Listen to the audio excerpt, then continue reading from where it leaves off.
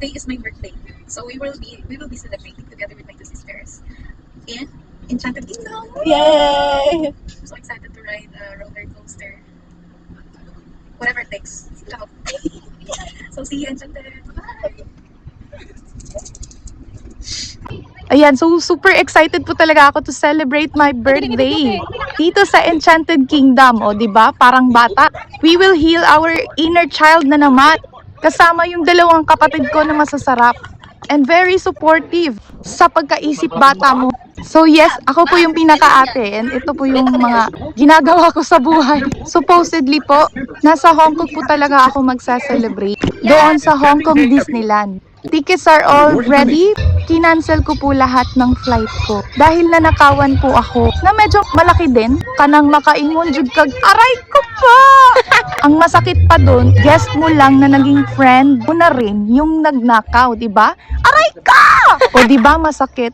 Yung tinatrato mo na siya ng tama pero yung ginawa sa'yo is betrayal. Eh di ouch! Pero hindi po tayo mag-worry kasi kinasuhan na po natin yun. The case is ongoing, so hindi dapat tayo mag-panic. Medyo nalungkot lang ako kasi nga dapat nasa Hong Kong na ako eh. Kasama itong dalawang kapatid ko na may namana sa akin na very explorer, di ba?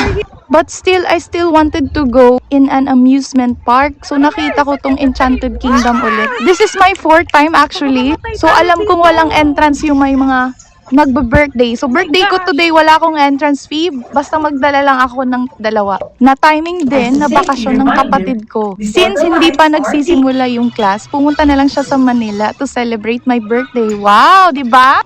Ang taray, very supportive. Medyo mapagkunwarag, sasakay kami ng roller coaster pero parang hindi kaya. Hindi ko kaya yan, Diyos ko!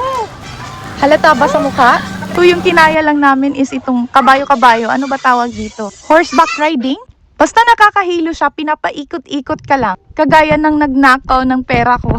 Anyway, nagka-chance di kami magplano na mamimigay dapat ako ng pagkain or Jollibee for this month. As may balik-alay program sa society na may mapakain man din sa birthday ko. So pinalaki ako sa pamilyang nagpapakain talaga ng pagkain pag birthday. Kaya mamimigay po ako ng Jollibee food packs. After dito, para maging masaya din yung kaluluwa at puso ko. Charot! Sa mga nagtatanong nga pala kung magano yung entrance dito, around 1,000 mahigit lang yung nabayaran ko kasi may 10% discount for birthday companion for at least 2 person. So ayun guys, naging masaya naman yung birthday ko, 'di ba? Kasi kasama ko yung dalawang kapatid ko. Kahit sobrang busy nila sa buhay, in that way, you make my day so special. Thank you guys! Thank you din po sa lahat ng nag-greet sa akin. Hindi ko na kayo maisa-isa, but thank you!